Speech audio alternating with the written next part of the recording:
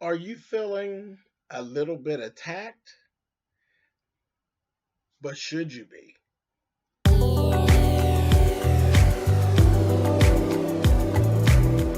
And I'm like, come on through, Cookie. I want to put my soapbox. That's basically it.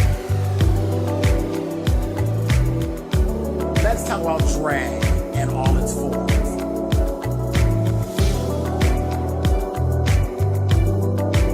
What, Cookie?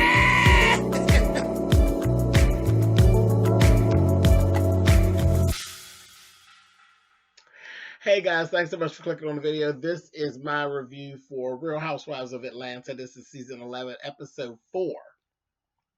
And my question for my girl Eva, are you feeling a little bit attacked, Eva? And actually, should you be feeling attacked?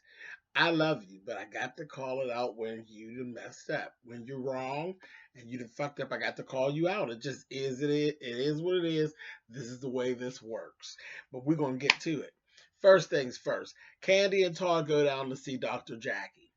We've heard this talk about these two embryos that they actually have that are still frozen.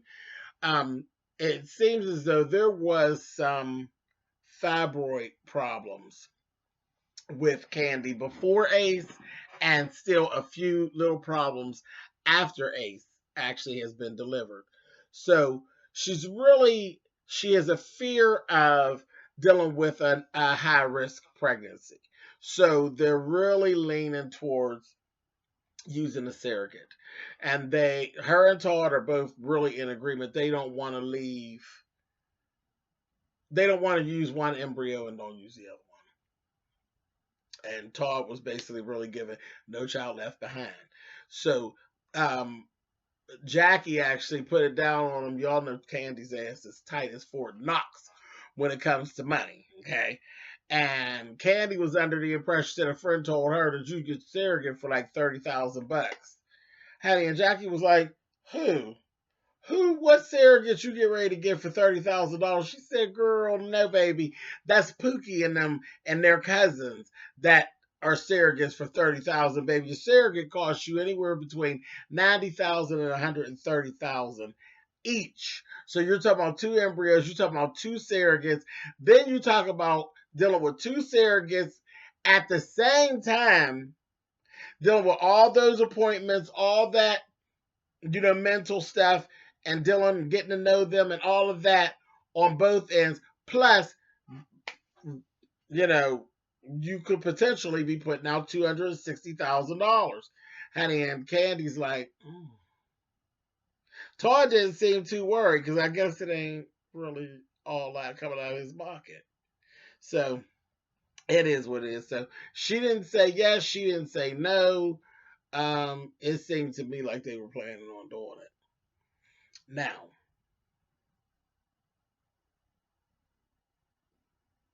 the other thing is, two surrogates could very easily end up turning into four babies as opposed to two babies if one of them ends up with twins or two of them end up with twins. So there's a lot that has to be discussed, and they just kind of went off. They went on about their business. They didn't go too much further into that, but I'm sure we are going to have to do some more talking about that. Riley done already told y'all's fucking ass, don't bring another baby around here. Chuck, can you imagine if they brought four babies? Riley would be like, bitch, fuck y'all, honey. I'm out of here. Psh, and gone, honey. A mess. Then we actually see Eva and Michael. He's really just regular schmegular. He's a regular dude. He's cool. Seems very nice. Just regular. Um, she talked about how she's been getting a lot of her wedding advice and stuff from Nene. Because Nene's already where she's at. She's a star. She's married. She's been that way for quite a few years and everything like that. She really looks up to Nene as a sister, like a sister that she never had. Eva's the only girl. She has all brothers. So, having a real good time and with her friendship with Nene. And she was thinking of asking Nene to actually be a part of the wedding and do the speech. when they do a speech once they get to the reception and everything. And Michael's like,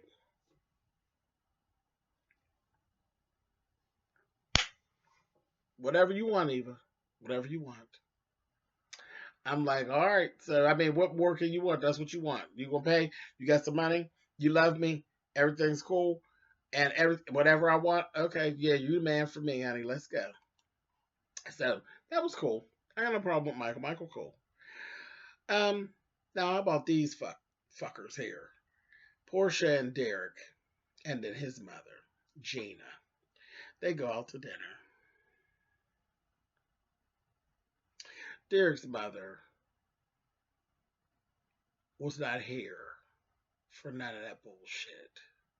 She gave me so far removed, so over the bullshit. I read her as, you know, you got a son that's a bit of a goon.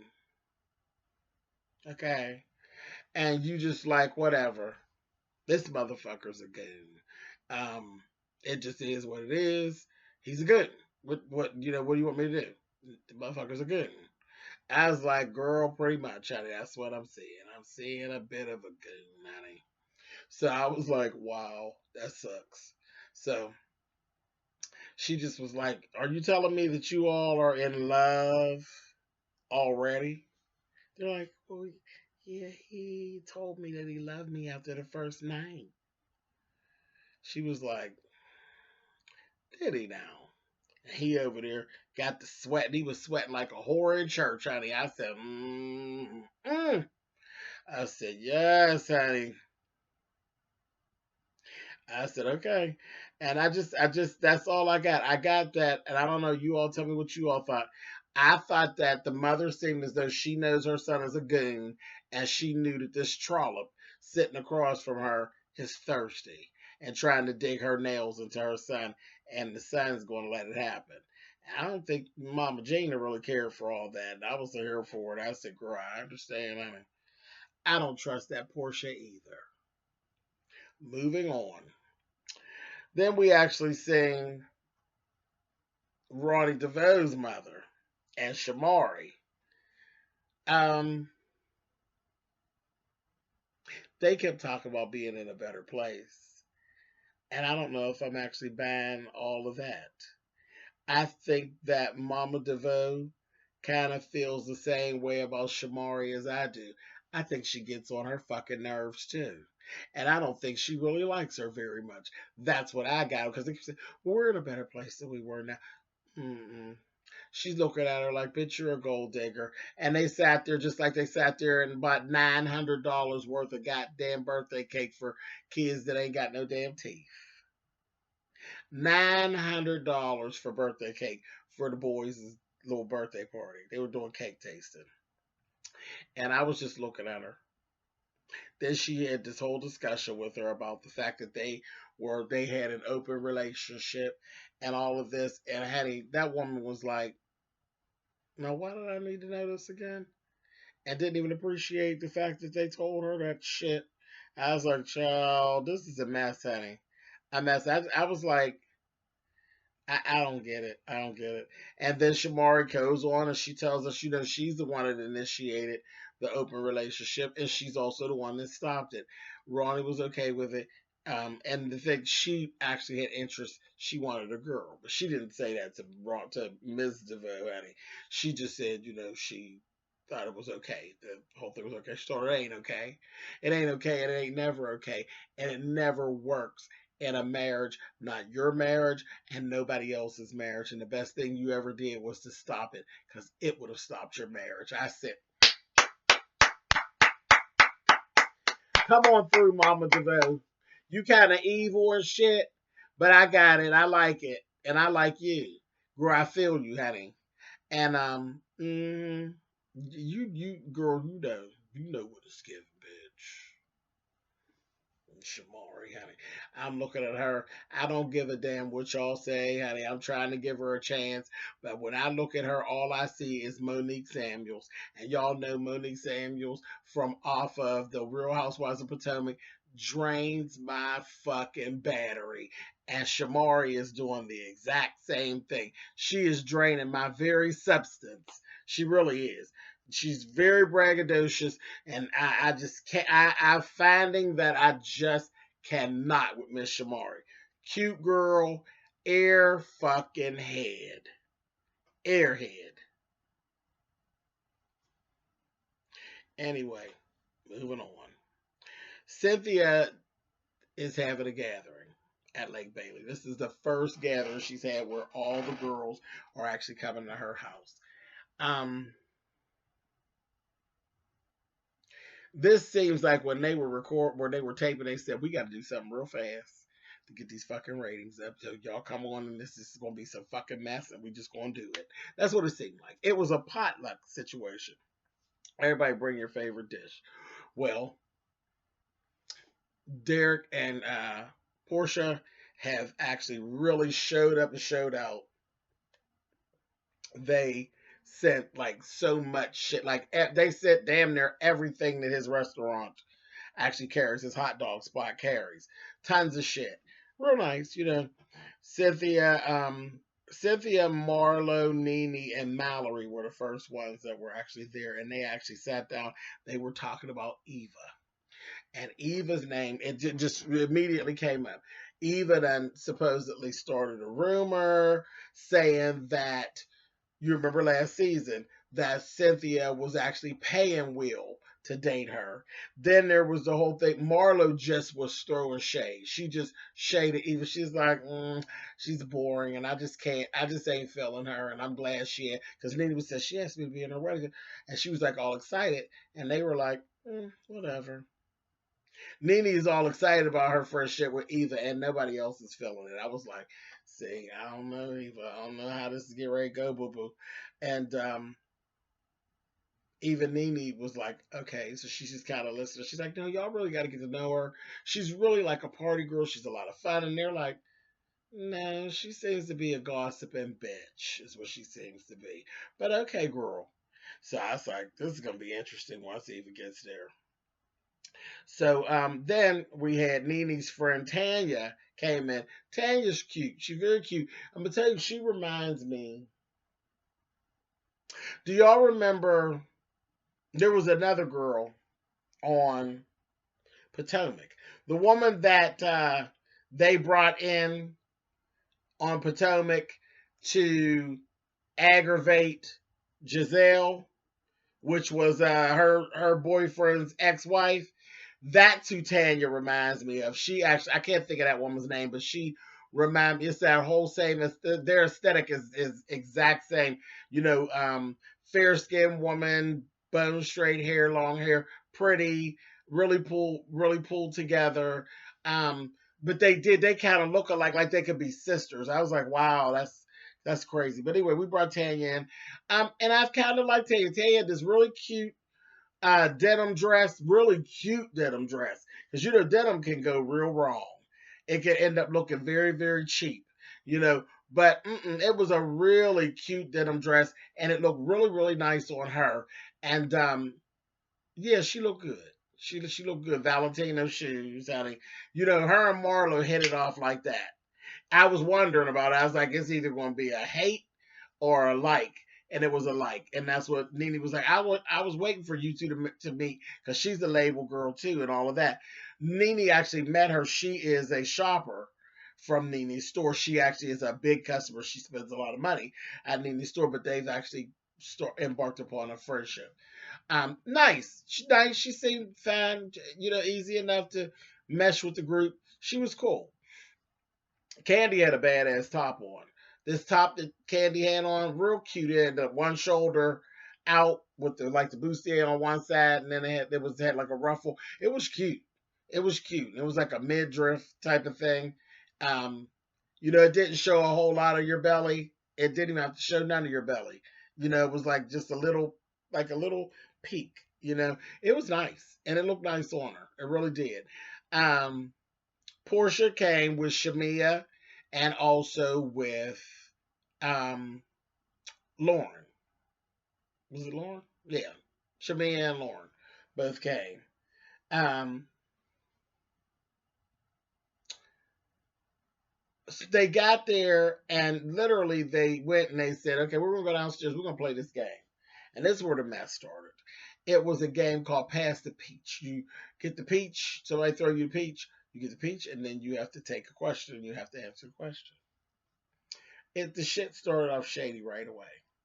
The question, who here could stand to have a makeover? And that fucking Marlo attacked. She was like, Eva. And Eva was like, I mean, I could give some advice to anybody here about one, but I'm gonna pass the question. This, that, thing, and the other, and it just kept going. It was like, They were coming after Eva's outfit, and they were doing more of that in the confessional, and I didn't get it. I thought Eva looked cute. A lot of them I thought was a little overdressed because I don't even know why you got to have heels on to walk around. Like all of them had these real high heels on to walk around Cynthia's house. I just didn't get it, but whatever. In the middle of the day now, because there ain't no night party in the middle of the day. But whatever. I didn't have a problem with what Eva had on, but it was the thing of we're getting ready to get Eva, and I can't even feel bad for Eva because Eva, you brought this on yourself. You've been fucking off since this started, like before we even got to the 4 episodes, you seem to have been really running your mouth and doing a little bit much. Now, one thing I'll give Eva, she didn't backpedal or pussy pop and none of this shit. She didn't deny saying not one thing. I was like, bitch. But it ended up, it just got to be a thing, And here it is. Shamia's pregnant. On the way there, Portia actually told Shamia that Eva had been talking about her. And I was like, why? Like, why? She's pregnant. So why? I was like, I don't know where. Again, see, when people do this type of stuff, my question is always, what are you thinking that you're actually going to accomplish? Because if you tell them we're on the way to a party with a bitch that I had a little issue with, and then you tell me this bitch been running around town talking about me, what do you think the outcome's going to be? Do you think I'm going to go in and hug her and kiss her? Whatever. But they end up they're going on doing their little thing. And then a question came up. Marlo got a question that said, who's basic? She said Eva. And that's what she told her, your wardrobe is basic, you're basic, don't nobody know who you are, this, that, and the other. She was like, excuse me, sweetie, I've been well known and popular since I was a teenager. I don't know you, darling. I know of you. But I don't know you. This she got that confessional baby and said, honey. Then she said that who here is a liar? She said, Eva. She said, Eva, we don't know you. We don't know what your real story is. And she said, honey, I'm not only lying that I do, honey, is down next to my man, the same man every night. Who are you laying down next to? I said, bitch, you got her on that one, bitch. But okay. But then Cynthia came out and said what she had to say. She was like, "Yeah, it was brought to my attention that you were going around saying that I paid Will." She was like, "I promise you, I ain't never paid no man." She said, "Look at the way I look, sweetie. I ain't never had to pay no man to date me. Never have and never will." She got Eva right together. Eva was like, "I mean, this is what was actually going on." She did not eat it up. I was like, Cynthia was better than me because I would have actually put Eva out of my house. I really would have. I'd have put her out. I'd have put her out. After she didn't eat it up too, I'd have asked her to leave. Well, you can go, bitch. No tea, no shade, no hard lemonade, bitch. You can go. But she went on, and then the next thing you know, Candy, that's the ass, jumped right in there and told Eva, "Well, girl, I don't know, because you is kind of doing something different here, because you talked about Shamia real bad the other day." I said, again, Candy, what lie are you telling about what your intentions were with that? But it didn't even pop all the way off. It was what it was. Eva stayed up in it and said, even after we had the kumbaya moment, there's a little more shade that got thrown. So it is what it is. She said, yeah, but you were talking all that stuff. You had a whole conversation talking about her the other day when we were all together. And now today you're like giving her dip and stuff. I said, girl, that's called backpedaling and pussy popping. That's what they're saying. They're accusing you of BP and PP, boo boo. Hashtag BP, PP, honey. That's what they're accusing you of, boo boo.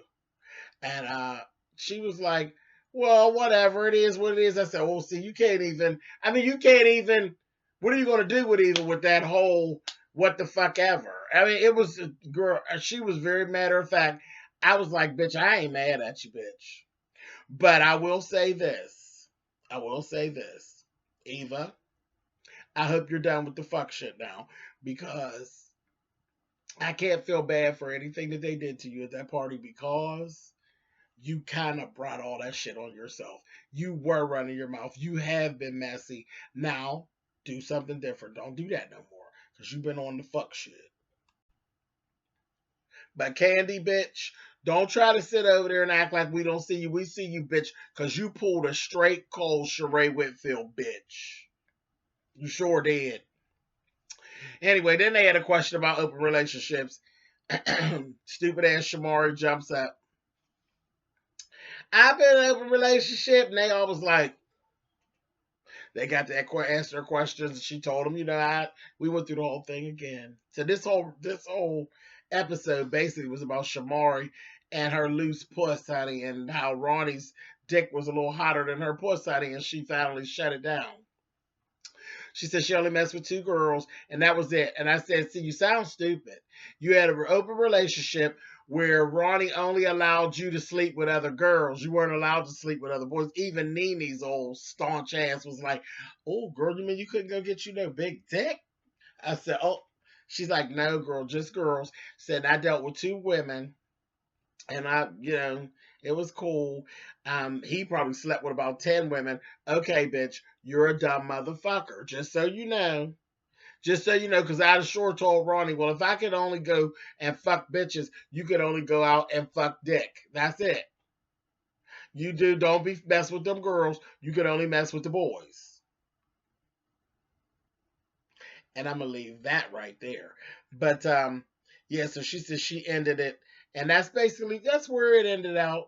It ended out, and again, there was that whole thing where Candy brought up the thing about Ronnie trying to give her some pointers and stuff, and Shamari didn't back out of that either. Shamari was like, well, he's a legend, and he does know what's going on. And they were like, and the girls was like, okay. The other girls was tired of that. They was like, girl, excuse me, but Candy's a legend. Said, oh, no, I'm not saying that she's not a legend. Yeah, bitch, that's what you were saying. And I'm getting sick of you and that shit. You're going to get on my nerves. But anyway, that was basically it. That's all that went on. But this episode, we heard about Shamari and how stupid she was in her open relationship. Girl, the best thing you did was to stop it. And Eva that got tied up in her bullshit and got called out onto the carpet. But I gotta live for you, bitch, because you did stand in your shit. But you need to stop. You need to stop. And that's basically it. And I'll catch up with y'all next week.